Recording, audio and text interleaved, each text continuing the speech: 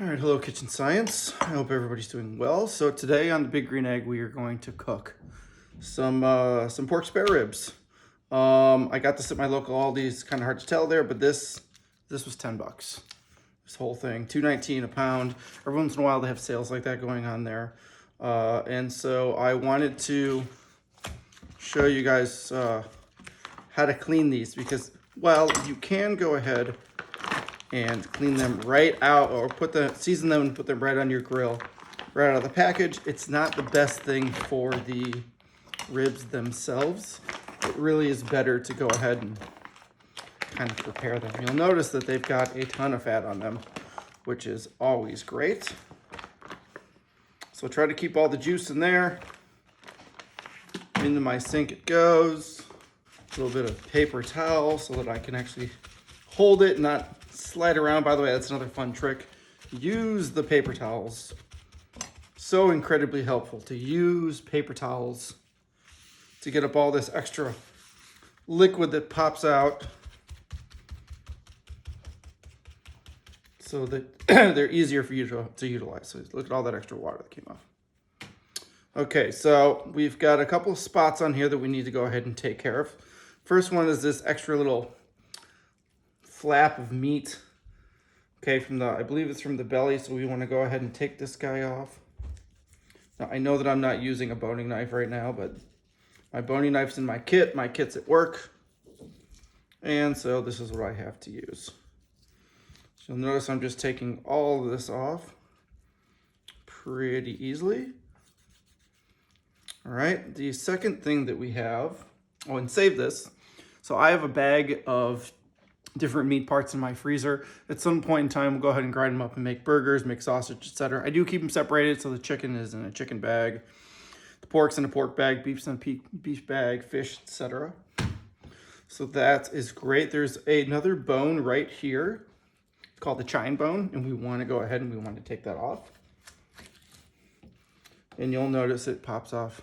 This is, really, really good to eat, but for what we're going to be doing today, it's all pretty much bone. So I'll go ahead and pop that in. You can see where it kind of attaches right there. Actually, I think, yeah, I can take a little more off. Yes, there we go. Now I've got the actual bone showing. Right, and so this I will probably end up seasoning up and throwing on with us to have a little snack.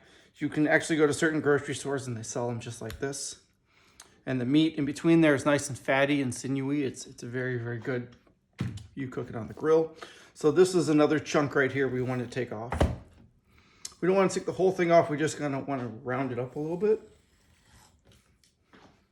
And again, this is part of the belly. Another fatty belly piece. Okay, there's a little end right here. We want to go ahead and take this off too. There's a tiny little bone in there. You can see it right there. So we want to remove that, and I want to kind of round this up a little bit just to make it look nice and presentable. Now, a lot of people like to go ahead and take the fat off of these. I do not. I'm not a fan of doing that. I like to leave it on. The other thing that we're definitely going to go ahead and do is we're going to take this off. Now, generally, you just find an end that's loose. Kind of see right here, I'm sort of pulling one back. Then you get a paper towel or a regular towel. And it usually just pulls right off. Some people don't use a towel, some people just use their hands, and you can do that. You can see, you can definitely do it, but your fingers are so slippery from all of the liquid coming off this thing. I like a paper towel. The restaurant, I actually just would use like an actual terry cloth towel, and it would be the pork towel for the day. Because while this is nice and porky, it's kind of chewy and it ends up cooking and being like thick paper. And there's a lot of stretch to it. Or there's not a lot of stretch to it, sorry, at all. It's just really fibrous and really, really tight. So we don't want to try to go ahead and end up eating that. So that's pretty much our rib. Oh, I got one more little piece to take off right there.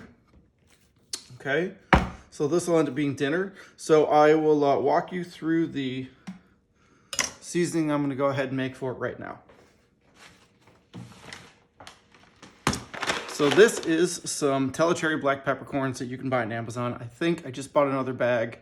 It comes in about a pound. It's like $7. They're nice and fresh. They're pretty good. The pepper flavor on them is great. I know that you can buy 16 mesh black pepper so that you can get a great bark. I'm not a fan of that. Instead, what I do is I use one of these Magnum grinders, and it's got this dial down here so I can actually adjust it to the size that I want. I like it a little smaller than 16. Mine's probably closer to 18. And if you don't know what the numbers mean, so imagine you have a colander, and on that colander you have tiny little holes. Basically, the larger the number, the smaller the hole. The smaller the number, the larger the hole. I could go into a little more depth than that if you guys want, but for basic understanding, 16 mesh is this really preferential side for a lot of barbecuers. They like sort of the amount of smoke that you can put into it and how a lot of the flavor dissipates, and they like almost that, not crunch, but that texture that you get from it without getting a lot of flavor. You'll notice a lot of other channels, they use a ton of black pepper, and I agree, you want to put a lot on, especially when you're smoking, but they like to use a lot of the pre-made stuff, and I still think that a lot of the pepper has flavor, so I end up utilizing fresh black peppercorns that I basically grind right before I end up putting it on. And we still want to put on a lot of black pepper here.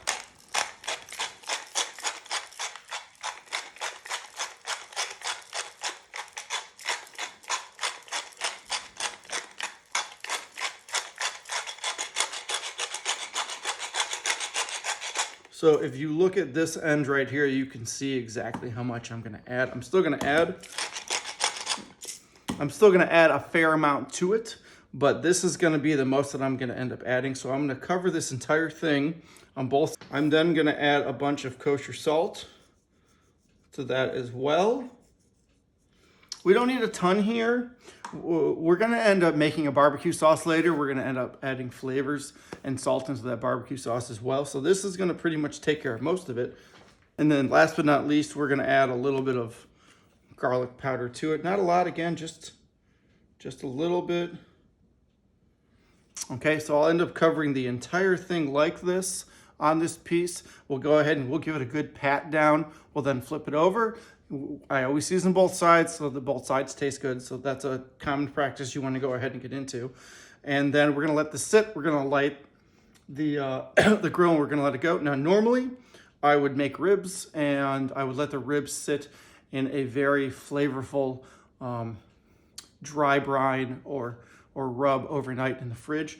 But since I just decided to go ahead and do salt, pepper, and a little bit of garlic today, and I'm adding a barbecue sauce, it wasn't really necessary. These can sit for half hour to an hour, hour and a half, etc.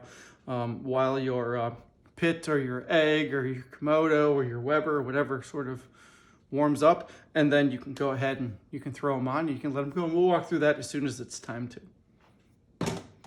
And just a quick FYI, this is how I let this sit. This is how I let everything sit, whether it's going to sit overnight or it's just going to sit for, half hour to an hour.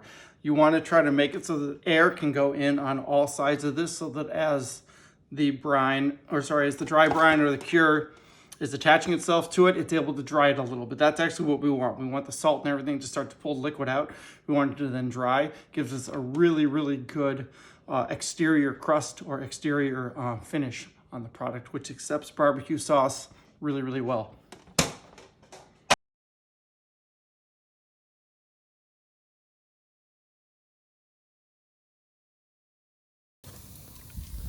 All right, so we've reached temp. I put the ribs on. You'll notice that they look a little curved, and they look a little curved because there's part of the deflectors piece is right here, right, and it goes in line with that. And the other part of the deflectors piece, it's kind of hard to see, it's right here. So I have the whole thing sitting over the deflector so that it doesn't burn. Now, the fact that it's curved shouldn't make that big of a difference. I mean, it could, but it shouldn't. But as it shrinks up a little bit, then I can go ahead and move it around a little more so that I can stop it from sitting in this weird shape. Right now, we just need the process to go ahead and start. All right, everyone, just flipped it over. It's been about an hour and a half. That look great. Fat. Just rendering out so nicely. It's time to let it go back down into the meat. So now I'm going to let it go for another hour and a half, and then I'll check it after that. This is probably a 3.5 hour to 4 hour cook, so we'll check it at 3 hours and see where we're at. All right, now it's time to go ahead and make some barbecue sauce. So what I have is some Sweet Baby Ray's. I like to go ahead and utilize the base, so I'm going to put a cup of this in here. I have some salt. As I told you, I was going to put some more in, so we're going to put a 1/4 teaspoon of salt in. We have some brown sugar. We're going to end up using 2 tablespoons of brown sugar, and then the nice little spice guy. It's a little bit of sambal alec. We're going to add a tablespoon of that. And this is going to end up being the dredge that ends up going over our ribs to make them nice and tasty. All right, everyone, well, the ribs are done and ready to go. We've got our sauce done. Temperature ended up finishing around 2 1/4, which is okay. Look at those. They are nice and tender, and they're nice and ready to go. So what we're going to do right now is throw a little bit of sauce on them. And just to make this easy, I'm going to just pour to start and then paint from there.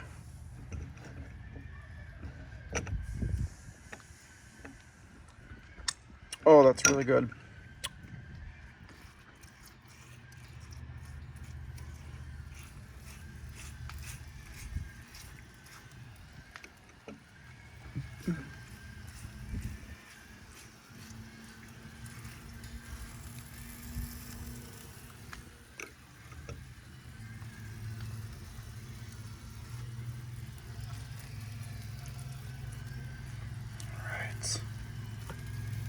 That looks great. Now I'm going to flip them over and do the other side, and then we're going to let them finish searing up.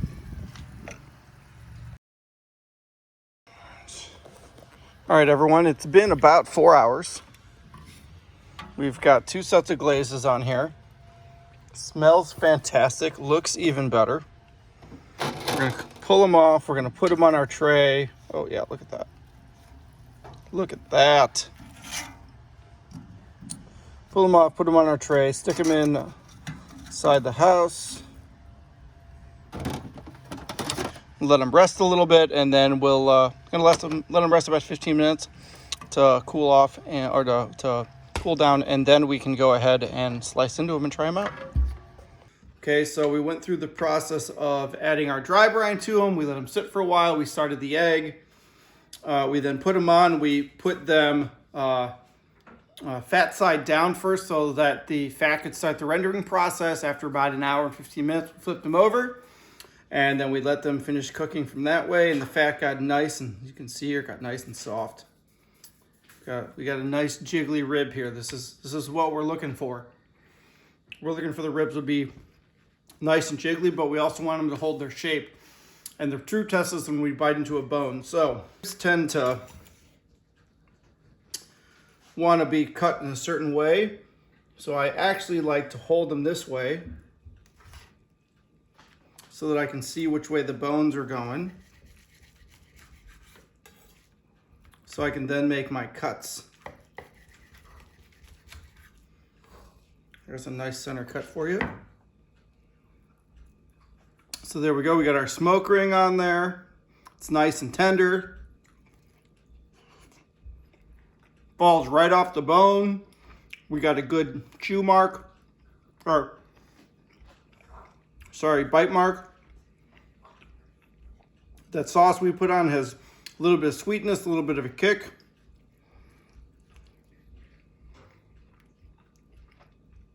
Those are not bad at all. So if you like this video and you like this content, please go ahead and like, share, and subscribe, and leave a comment down below so that we can maybe figure out some other future things to make.